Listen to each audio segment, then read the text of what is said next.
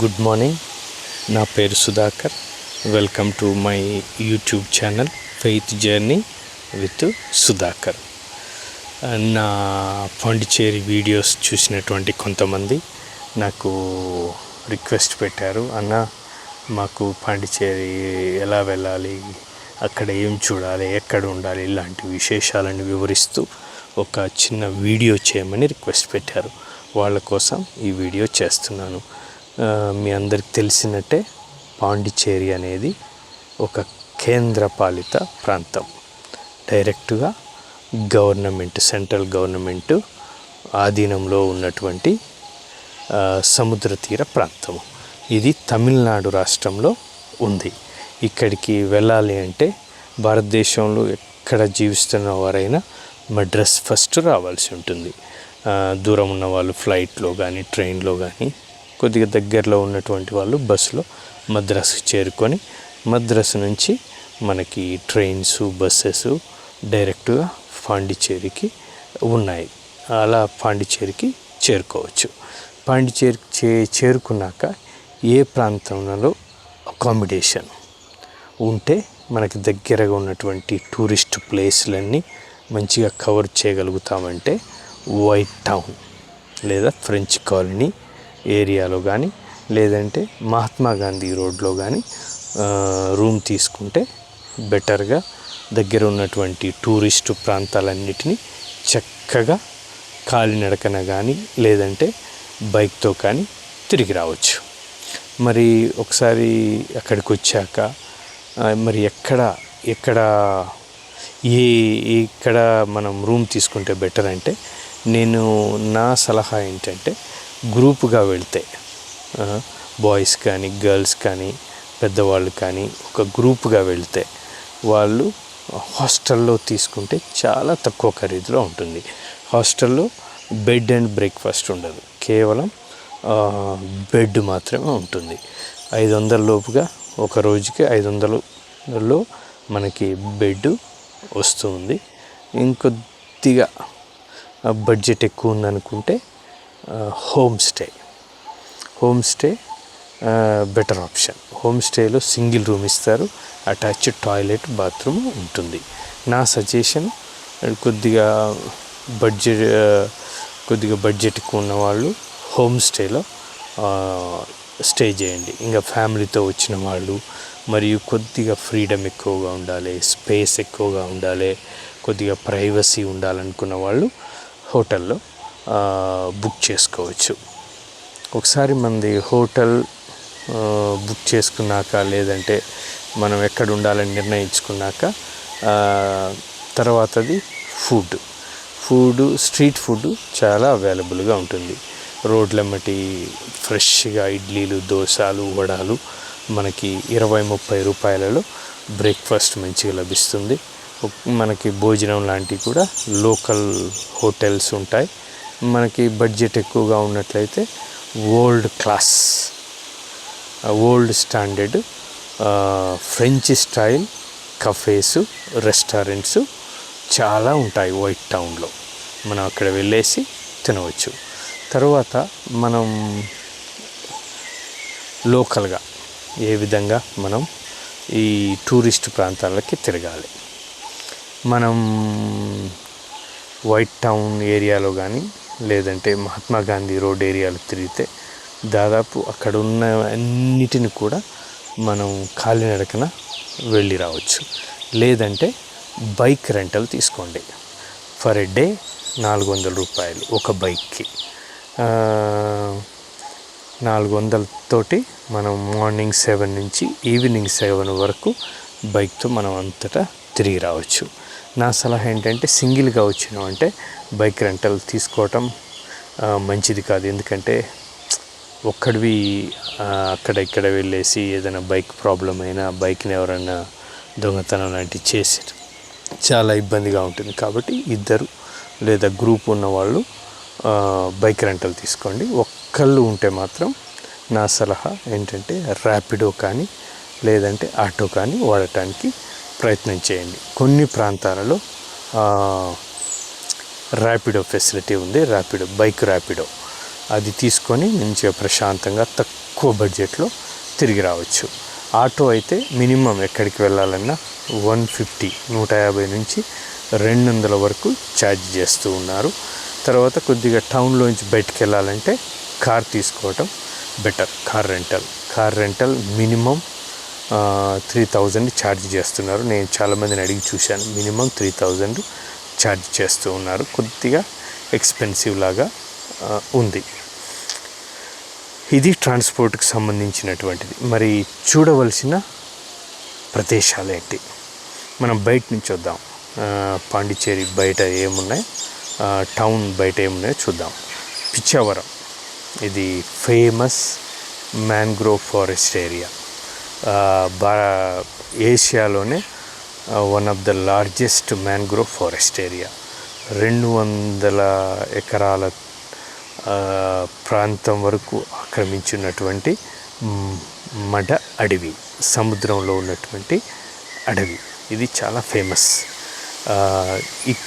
ఇది 80 కిలోమీటర్ల పెచ్చున ఉంటుంది ఈ పాండిచ్చేరి టౌన్ నుంచి అక్కడికి వెళ్ళడానికి 2 గంటల ప్రయాణం. కాబట్టి మనకి బస్సులో ప్రయాణించవచ్చు, కానీ బస్సు 1-2 బస్సులు మారాలి, మళ్ళీ తర్వాత ట్యాక్సీ తీసుకోవాలి. దీనికి బదులు బెటర్ ఆప్షన్ ఏంటంటే car taxi minimum 3000 plus driver భత్తా, ప్లస్ డ్రైవర్కి ఫుడ్ కూడా మనం అరేంజ్ చేయాల్సి ఉంటుంది. సో వెళ్ళేస్తే ఆరాంగా మనం పిచ్చావరం వస్తాం. పిచ్చావరం వచ్చేసి అక్కడ మ్యాంగ్రోవ్ ఫారెస్ట్కి వెళ్తాం. మ్యాంగ్రోవ్ ఫారెస్ట్కి 500 పర్ పర్సన్, ఒక వ్యక్తికి 500 ఛార్జ్ చేస్తారు. 500 తోటి మనం 8 మంది ఎక్కగలిగేటటువంటి మోటార్ బోట్లో మనం కూర్చోబెడతారు. 2 గంటల పాటు సముద్రంలో ఉన్నటువంటి ఆ అడవిని మనకి చూపించి మళ్ళీ మనల్ని తీసుకొచ్చి బోట్ లాగే ప్రదేశంలో దింపుతారు. తర్వాత ఆ నుంచి మనం అదే మార్గంలో ఉన్నటువంటి సిల్వర్ బీచ్ దగ్గరికి వచ్చేసి అక్కడ స్విమ్మింగ్ చేయవచ్చు. ఇది ఒక బీచ్లో స్విమ్మింగ్ చేయవచ్చు. ఇక్కడ అలలు కొద్దిగా ప్రశాంతంగా ఉంటాయి. ఇక్కడ స్విమ్మింగ్ చేసుకొని ఆ తర్వాత పక్కనే ఉన్నటువంటి కడలూరు ఫిషింగ్ పోర్టును చూసుకొని ఆ పక్కనే ఉన్నటువంటి Our lady of Mount Carmel Catholic Church, French కాలంలో ఉన్నటువంటి ఫ్రెంచ్ కొలోనియల్ కాలంలో కట్టినటువంటి చర్చ్, అందమైనటువంటి చర్చిని చూసుకొని మళ్ళీ పాండిచ్చేరి టౌన్కి రావచ్చు. పాండిచ్చేరి టౌన్కు వచ్చాక పాండిచ్చేరిలో మనం పాండిచ్చేరి టౌన్లో కొన్ని ఫేమస్ చర్చిలు ఉన్నాయి. ఒకటి సాక్రెడ్ హార్ట్ బసిలికా, తర్వాత our lady of angels, our lady of immaculate conception cathedral. ఈ 3 చర్చిలు వైట్ టౌన్లోనే ఈ our lady of angels church మరియు our lady of immaculate conception cathedral 2 French టౌన్లో ఉంటాయి. తర్వాత ఈ సాక్రెడ్ హార్ట్ బసిలికా అనేది ఎంజీ మహాత్మా గాంధీ రోడ్లో ఉంటుంది. కానీ ఇవి కూడా పక్కపక్క వీధులే కాబట్టి ఈ 3 చర్చీలు ఫ్రెంచ్ కాలంలో ఫ్రెంచ్ మిషనరీస్ కట్టించినటువంటి ఫ్రెంచి డిజైన్తో, ఫ్రెంచ్ ఆర్కిటెక్చర్తో కట్టినటువంటి చర్చిలు. ఎంతో టూరిస్టులు వాళ్ళు ఏ మతానికి చెందిన వాళ్ళైనప్పటికీ ఈ 3 చర్చిలకు వచ్చి చూస్తారు. తర్వాత వేరే చర్చిలు కూడా ఉన్నాయి, అవి చిన్న చర్చిలు. ఇక టెంపుల్ విషయాలకు వస్తే శ్రీ వరదరాజ పెరుమాళ్ టెంపుల్ ఫేమస్ ఈ వైట్ టౌన్లో, ఫ్రెంచి టౌన్లో ఇది ఫేమస్. అది మార్నింగ్ చూడొచ్చు, నైట్ ఇంకా అందంగా ఉంటుంది ఇది. తర్వాత అరబిందో ఆశ్రమం, ఇది ఓల్డ్ ఫేమస్ ఆశ్రమం. ఇది కూడా వైట్ టౌన్లోనే ఉంటుంది. మనం ఉంటున్నటువంటి హోటల్లో నుంచి మనం మహాత్మా గాంధీ రోడ్లో కానీ వైట్ టౌన్లో కానీ స్టే చేస్తున్నట్లయితే ఇవి నేను చెప్పే ఇవన్నీ కూడా దగ్గర కాలినడకన వెళ్ళొచ్చు, లేదంటే బైక్ తీసుకోవచ్చు. ఆ తర్వాత మనం ఫ్రెంచ్ టౌన్ అందరే బైక్తో కానీ కాలినడకన కానీ చుట్టి రావచ్చు. అందమైనటువంటి భవనాలు, ఫ్రెంచ్ స్టైల్లో కట్టినటువంటి భవనాలు, మంచి వీధి రోడ్లు, చెట్లతో పచ్చగా ఉంటుంది. కలర్ బిల్డింగ్స్, మెయిన్గా వాళ్ళు పసుపచ్చ కలర్ని వాడతారు. మంచి డిజైన్లో సుందరమైనటువంటి బిల్డింగ్స్ మనం చూడొచ్చు. ఎంతోమంది అక్కడికి వచ్చేసి ఫొటోస్ దిగుతారు. Very photogenic place. అది మార్నింగ్ చూడొచ్చు, మళ్ళీ నైట్లో కూడా చాలా బాగుంటుంది. కొద్దిగా ఫ్రెంచ్ టౌన్ అవతలికి వెళ్ళామంటే మనం రాక్ బీచ్కి వచ్చేస్తాం. ఈ ఫ్రెంచ్ టౌను రాక్ బీచ్ని చూస్తూ ఉంటుంది. అంటే పక్కనే రాక్ బీచ్కి ఫ్రెంచ్ టౌన్కి మధ్యలో ఒక బీచ్ రోడ్డు మాత్రమే ఉంటుంది. ఇక్కడ ప్రశాంతంగా అలలు, కొద్దిగా చాలా గట్టి అలలు వస్తుంటాయి. ఇక్కడ స్విమ్మింగ్ చేయటం పర్మిషన్ లేదు. అక్కడ కూర్చొని ప్రశాంతంగా ఉదయం లేవగానే వెళ్ళేసి సూర్యుడు ఉదయించటం చూడొచ్చు. సాయంత్రం అయితే సూర్యుడు అస్తమించటం ఇక్కడ చూడొచ్చు. చాలా మంచిగా ఉంటుంది. ఇక్కడ మహాత్మా గాంధీ యొక్క విగ్రహం ఒక సైడు, మరియు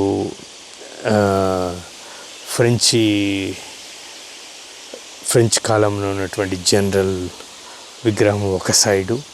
తర్వాత ఓల్డ్ లైట్ హౌస్ అంటే సముద్రంలో పడవలని దిక్సూచిగా వాడేటటువంటి లైట్ హౌస్. స్తంభంలాగా ఉంటుంది, పైన లైట్ ఉంటుంది కదా, దాన్ని ఓల్డ్ లైట్ హౌస్ అంటారు. ఈ రాక్ బీచ్ పక్కన ఓల్డ్ లైట్ హౌస్ ఉంటుంది. దీని యొక్క ప్రత్యేకత ఏంటంటే ఎలక్ట్రిసిటీ రాకముందు పైన లాంతర్ను పెట్టి లాంతరు వెలుగుతో సముద్రంలో పడవలని నడిపించేవాళ్ళు. సముద్రంలో ఉండేటువంటి పడవల్ని తీరం వైపు నడిపించేవాళ్ళు. దీని యొక్క స్పెషల్ అది. ఇప్పుడు అది కొత్త లైట్ హౌస్ని మరీనా బీచ్ సైడ్ కట్టారు.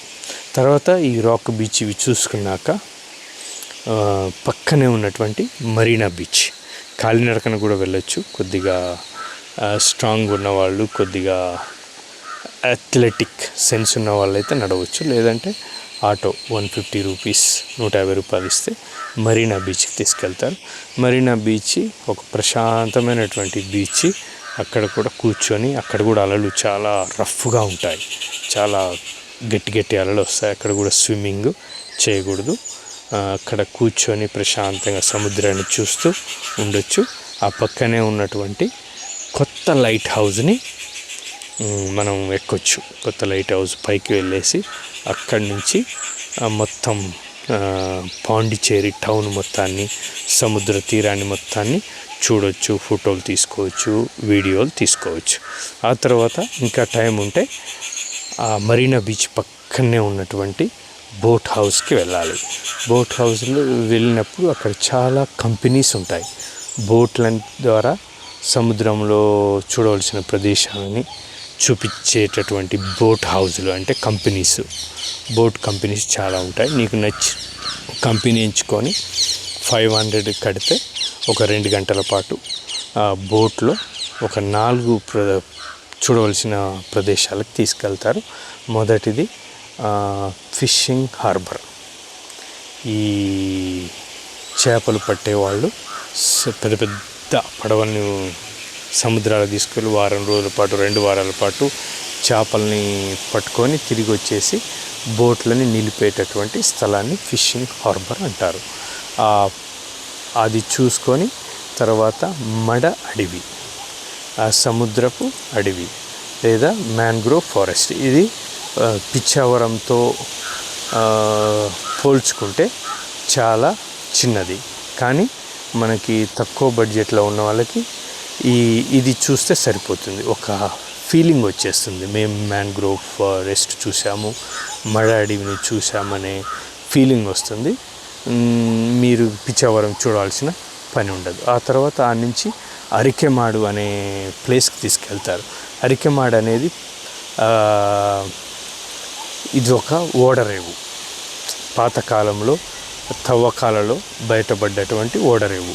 ఈ రోము నుంచి చాలామంది వర్తక వ్యాపారానికి వచ్చినప్పుడు ఎగుమతులు దిగుమతులు చేసుకోవడానికి ఈ ఓడరేవుని వాడేవాళ్ళని చెప్తారు, చరిత్ర చెప్తుంది. అది చూసుకొని తర్వాత రివర్ మౌత్కి వస్తాం. రివర్ మౌత్ అంటే సముద్రము నది కలిసేటటువంటి ప్రాంతం, అది చూపిస్తారు. ఈ 4 ప్రాంతాలను కేవలం మనకి 500 రూపాయలు చూపించి తిరిగి మనల్ని బోట్ హౌస్ దగ్గర వదిలేస్తారు. తర్వాత లాస్ట్ రోజు మీకు టైం ఉన్నట్లయితే ఈ ఫ్రెంచ్ కఫేస్లోకి వెళ్ళి మంచి ఫిల్టర్ కాఫీ తాగండి. తర్వాత ఫ్రెంచ్ స్టైల్లో భోజనం చేయండి. ఇక్కడ మందు ప్రియులకి చాలా మంచిగా ఉంటుంది, ఎందుకంటే ఇక్కడ ఆల్కహాల్ గోవాలో మాదిరిగా చాలా తక్కువ రేట్లో దొరుకుతుంది, తాగినంత తాగొచ్చు. కాబట్టి ఇది ఒక ఆప్షన్. లాస్ట్ రోజు మంచిగా కూర్చొని సరదాగా ఫ్రెండ్స్తో ఫ్యామిలీతో కూర్చొని ఎంజాయ్ చేయవచ్చు. ఇది పాండిచ్చేరికి సంబంధించినటువంటి విషయాలు. మనకి ఉన్నటువంటి బడ్జెట్లో మనం వేరే దేశం వెళ్ళి వచ్చామనే ఫీలింగ్ కలగాలంటే పాండిచ్చేరి బెస్ట్ ప్లేస్ అని చెప్తాను. పాండిచ్చేరికి వెళ్తే మనకి ఆటోమేటిక్గా మనం ఇండియాలోనే ఉన్నామా, ముఖ్యంగా వైట్ టౌన్, ఫ్రెంచ్ టౌన్, బజార్ల మధ్య తిరుగుతున్నప్పుడు మనం వేరే దేశంలో ఉన్నాం అనే ఫీలింగు మనకి కలుగుతుంది. తక్కువ బడ్జెట్లో ఉన్నవాళ్ళు ఈ పాండిచ్చేరిని ఒక ఆప్షన్గా ఎంచుకోవచ్చు. తర్వాత ఈ వీడియోలు చేయటానికి మనం కొంతమంది వెళ్ళలేం కూడా, డబ్బులున్నా కానీ బయటికి వెళ్ళేసి తిరగలేని పరిస్థితి, మనకి టైం సహకరించదు, ఫ్యామిలీ సిచ్యువేషన్ సహకరించదు. అలాంటి వాళ్ళు చేసే వీడియోస్ని చూసేసి ఎంజాయ్ చేయవచ్చు. మీరు చేసేదల్లా వీడియోని చూసి ఒక లైక్ చేస్తే దానివల్ల ఇంకా ఎక్కువ ఉత్సాహం వచ్చేసి ఇంకా మరిన్ని వీడియోలు మీకోసం చేయటానికి మాకు శక్తిని ఇస్తుంది. కాబట్టి వీడియోని చూసే వాళ్ళందరూ please like it, share it, subscribe it, and if you have any suggestion for me, please leave it in the comment. And if you want any information more about Pondicherry trip, please go and watch my videos. If you still want more information, you can write to me or you can comment in the comment box, then I will reply you. I will guide you about the Pondicherry trip. Thank you all. నా videos చూసి నా వీడియోస్కి support చేస్తున్నటువంటి వాళ్ళందరికీ ధన్యవాదాలు. ఇలానే support చేయండి, తద్వారా నేను ఇంకా మరిన్ని కొత్త వీడియోలు చేయటానికి ప్రయత్నం చేస్తాను.